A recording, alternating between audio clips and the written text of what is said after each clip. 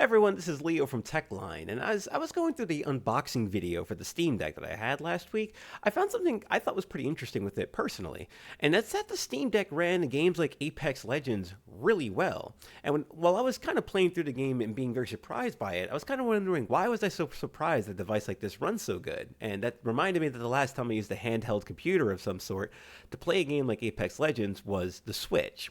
Now, the Switch, when it tries to play Apex Legends or other multi-platform games, has a terrible time with it. I think Apex Legends runs at like 720p at a locked 30 frames per second at best.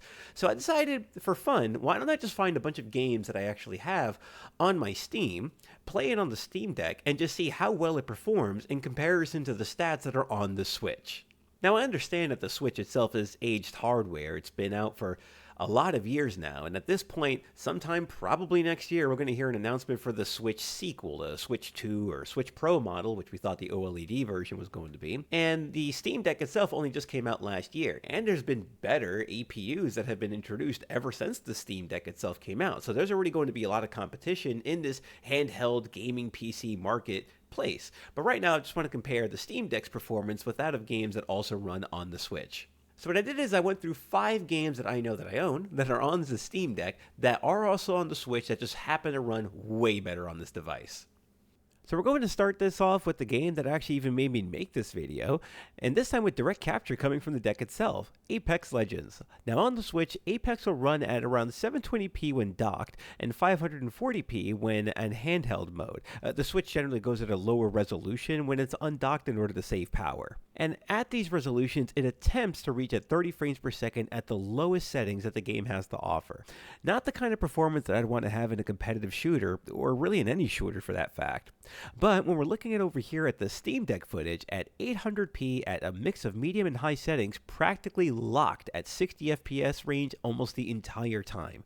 Not once did I ever see this get anywhere below 50s, even in the most insane of firefights. Now for one of my favorite boomer shooters in recent years, Doom Eternal was another great game that had to make drastic sacrifices just to get it working on the Switch, reportedly running at 720p in docked mode and 540p in handheld mode at the lowest settings just to an attempt to hit that 30 frame per second mark. And even then, it could still dip into the mid-20s. This is including an automatic resolution scaling that'll bring the game down to 504p when docked at the lowest just to even try to get that frame rate up. But over at the Steam Deck side, once again, we're running over at 800p, and it defaulted me over to Ultra Nightmare, though I did lower it to Nightmare just for some additional frames per second. Now, the outdoor area of the game did dip itself over to 45 frames per second at the worst while in combat, with generally above 60 when indoors. This means that you could still possibly scale the game down to around medium settings if you want to keep it at above 60 FPS at all times, but this experience is easily blowing the Switch's version out of the water. Witcher 3 is a game that needs very little introduction these days, and the Switch port of it is considered essentially a miracle that they'd even got it running at all. With it running 720p docked and 540p in handheld mode, barely managing to even hit that 30 FPS mark that they're even trying to get down to, with players often complaining that the game does dip into the low 10s, into even the low 20s, just to even get it running within the city areas of the game. Now on the Steam Deck, however, we're looking at vastly improved performance over here, still sitting at 800p, but CD Projekt Red did include a visual setting specifically called Steam Deck, which is what I'm going to be using here for this test. Now outdoors, we were netting somewhere around between the 40s to the mid-50s range when it comes to just the horsing around and traversing the landscape here, and when we're indoors, we're getting anywhere between 50s to the 60 FPS range. We're talking twice the frame rate with higher resolution than what the Switch version is getting. Now, I spent a couple hundred hours on Monster Hunter World on a PC and was one of the many that was sorely disappointed to see how poorly the timed Switch exclusive performed in comparison to the previous game's generation that was also on the PS4 and the Xbox One. And instead, I opted to wait patiently for the PC release instead that came out roughly 6 months later. Now, Capcom had to drastically cut back on the area size and the detail of the game from Monster Hunter World to Monster Hunter Rise just to make the game run well on the Switch, and even then, it was running at a locked 30 frames per second at 720p. But once again, switching back over to the Steam Deck, this game is running at a locked 60 FPS full chaos, whole party, lots of pets, giant monsters battling it out with one another on medium settings. I barely even get as much as a micro stutter with all of the chaos that's appearing on screen. This has actually been my go-to game to play while on the train, plane, and car rides in the last couple of weeks that I've been on, so I know this is one of the best experiences I've had playing it on the deck. For the last game we're going to look at, it's going to be Dark Souls Remastered, the one that came out back in 2018, which actually runs flawlessly on essentially every system that it came out in, from the PlayStation 4 to the Xbox One, and even the PC, except for the Switch version. Now, the Switch version, once again, we're back at 720p at 30 FPS, which is the exact performance that the game had when it ran on the PlayStation 3, which means that the Switch version of the quote remaster is almost no difference from the original release on the PlayStation 3. But if we jump back over to the Steam Deck, once again, we're getting ourselves 800p resolution, locked 60 FPS experience in various locales and styles of combat. No issues whatsoever playing this game here.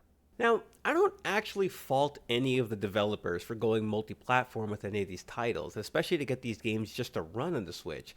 After all, this device is currently the #1 selling platform on the market right now in the current generation, as it's sold, like 130 million copies right now. So that's a lot of installs that are out there. But it does bring up a lot of performance issues that I'm going to hope is going to be addressed with the future Switch version that's inevitably going to be coming out.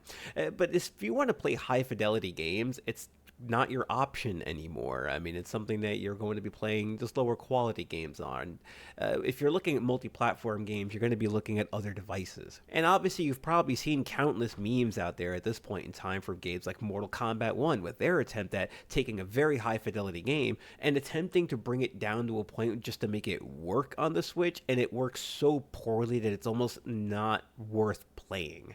But this does show that if you're looking for something on the go that has a lot better performance than what you're getting out of there, obviously something like a Steam Deck is going to work out a lot better for you in that sense, or one of the various other kind of mobile PCs that are out there. But what this does do is it just makes me hopeful that the rumors that the Switch 2 does inevitably have PlayStation 4 or Xbox One level of performance, which would still be a generational leap over what it's currently using right now. That being said, I'm still going to plug it back over into the dock over there on my TV, and I'm still going to host parties playing Mario Kart and Mario Party over at my house, because that's what the Switch does really well. Get a lot of people to play on a single system on just these nice, good, family together games. Well, thank you for tuning in. I'll catch you in the next one. This is Leo, signing out.